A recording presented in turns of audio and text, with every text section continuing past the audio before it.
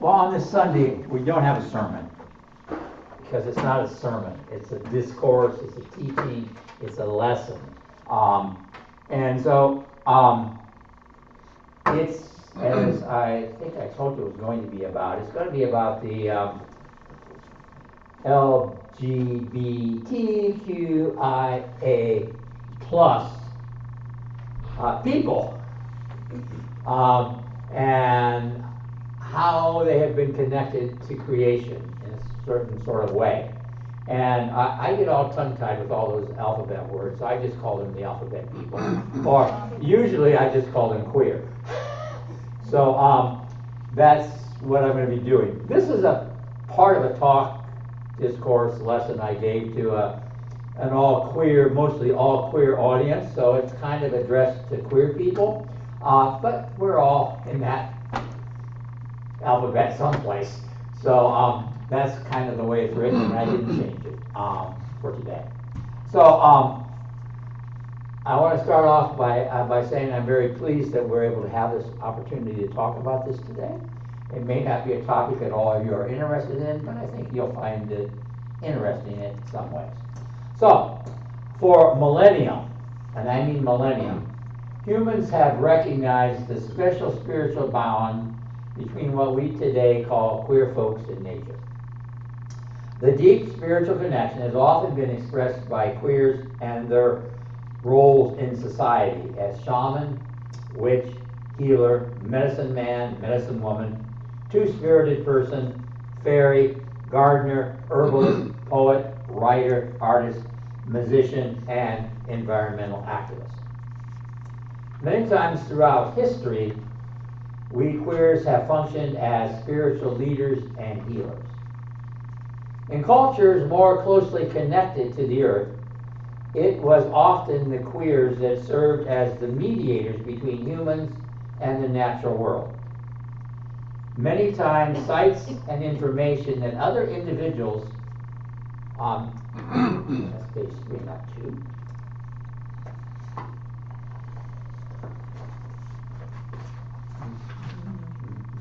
Oh, this is interesting. See here. I was rushing to print this. I printed it first of all on double-sided, and I had to go back and reprint it.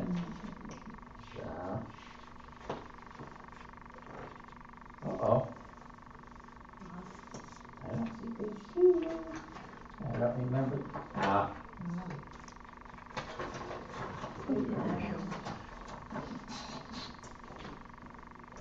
So in cultures many more closely related to the earth, it was the queers that often served as the mediators between humans and the natural world. Many times this took place in what we would call shamanic trance or extraordinary consciousness. The shaman's role is still something that queers identify with because of our nature. We are people who move between worlds, straight and queer, for example, on a daily survival necessity. Today we live in a world that is not closely connected to the natural world. A culture that takes for gospel that we are separate from nature, that there is an endless supply of what we call natural resources for human need, fashion, or whim, is much more important than the rights of trees and plants and animals or the integrity of the natural cycles and ecosystems. I believe that queers continue to have a role in bridging the human community with the natural community. Just as queers throughout history have spoken for and protected the environment, it continues to be one of our roles in today's society. So why is there this connection between queers and creation? I have not been able to find any research in this area, but all I can do is share with you some personal experiences of myself and insights and information that other individuals have shared with me in the past. And of course, this is kind of speculation, and it's not true for every queer person. And in many times, we find many queers who can't tolerate the idea of being out in nature. The natural world for us is oftentimes more than just an outdoor recreation and play area. Nature is our lover. I kind of knew this for myself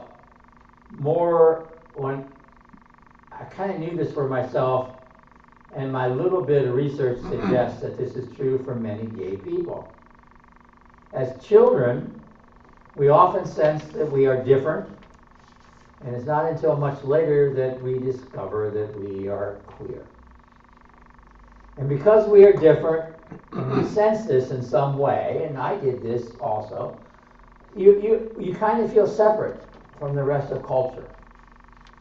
And in a sense, nature and the natural world often becomes our first love. Nature is our lover. That is because the natural world is a friendly place of refuge. It's a place to escape to and hide in from other playmates who make fun of us just because we are different, and we really don't know why. We are queer, and because we don't fit into the usual heterosexual partnering pattern, many folks fall in love with nature and the wonders of the natural world. Because we know that we are not attracted to the opposite sex as others are, and haven't quite figured it out yet. Many gay people are able to escape into the natural world and enjoy its company during the stress and rejection that most experience during the coming out process. We escape there. We find solace there. We feel at home. We make friends with plants and animals, and they make friends with us. But there is much more to it than that. There is erotic energy in these connections. This doesn't mean tree sex or bestiality, but it does mean that there is an erotic connection between human queers and the world of nature. An energy, electricity, sparks, a force that erotically connects us even before we know anything about eroticism or sexuality. Oftentimes it is this erotic energy that bursts forth in poetry, in songs, and in the art of the queer artist. Oftentimes it is this erotic energy that drives the passion of the queer environmentalist activist. Queers enjoy celebrating our erotic love relationship with the earth. The queer spiritual perspective, and this is important, has been very important in resurrecting Christianity to be an inclusive and progressive spiritual tradition. It was the whole debate over queer marriage and queer acceptance and queer priests and queer bishops that forced, in our case, the Episcopal Church to really look at inclusivity in lots of different areas. And so I think, and it was kind of the first movement that forced us to do this, along with feminism, which was very closely related to this movement of queer liberality or liberation. And as a beginning to an exploration of the importance of queer people in the environmental movement, I'd like to start first of all with Walt Whitman, a lover of nature and the author of the great poem Body Electric. It's very important. He was a very important person, and what I would like to call the father of the modern environmental movement. I don't know how familiar you are with Walt Whitman, but Walt Whitman was a gay spokesman for the American Transcendental Movement. Of course, they didn't call him gay back in those days, but he was a man who loved men. And he was a part of the Transcendental Movement in the United States at that time. And as such, he captures the ancient queer connection to the natural world that oftentimes was manifest in the shamanic transformation process, where one was able to transform into the other gender, animals, plants, and priestly embodiment of the divine. In his poem, he writes this: I am the man. I suffered. I was there. We are nature. We become plants, trees, foliage, roots, bark. We are embedded in the ground. We are rocks. We are oaks. We are two among the wild herds. We are two fishes swimming in the sea together. We are snow, rain, cold, and darkness, etc. Whitman's sheer shamanic consciousness and vision came to be called today what we would call cosmic consciousness. According to the Canadian psychiatrist Richard Burke, who recognized this aspect and coined the term for Whitman's consciousness. Whitman attained this state in June of 1853, which led to the writing of The Leaves of Grass, which he waxes poetically that nature is a sanctuary in which to celebrate the love of two men for each other. Walt Whitman's works played a very important role in the creation of the early homosexual rights movement and the late homophile and gay liberation movements, and gay spirituality and the queer spirit movement. His returning to the Western world the beauty, the wonder, and the concept of cosmic consciousness were reclaiming again a gift that queers have offered throughout history. He writes, "This is what you should do. Love the earth, the sun, and the animals. Despise riches. Give alms to everyone that asks. Stand up for the stupid and crazy. Devote your income and labors to others. Hate tyrants and argue not." Several alphabet individuals have had significant contributions to the environmental movement and activists. Notable figures today include Patty Gonia, a drag queen who promotes inclusivity in outdoor spaces; Isaac Hernandez, known as a queer brown vegan, who educates an environmentalist, who educates on environmental justice; Leah Thompson, an ecofeminist advocating for intersexual environmentalism. These activists exemplify the integrity of the queer advocacy with environmental justice today. Some historical LGBTQA+ figures are known for their deep appreciation of nature. They include Rachel Carson, marine biologist and author of Silent Spring, credited with inspiring the modern environmental movement. And so if Walt Whitman is the father, Rachel Carson is the mother of the modern environmental movement. Here's some other names that I'm really not familiar with either, but I will list them because they're part of the topic for today. Audre Lorde, who died in '92, black lesbian poet, an activist whose work was often connected human rights with the natural world. Edward Carpenter, 1844 to 1929, an English poet, philosopher, and early LGBTQA+ advocate who celebrated rural life and nature in his writings.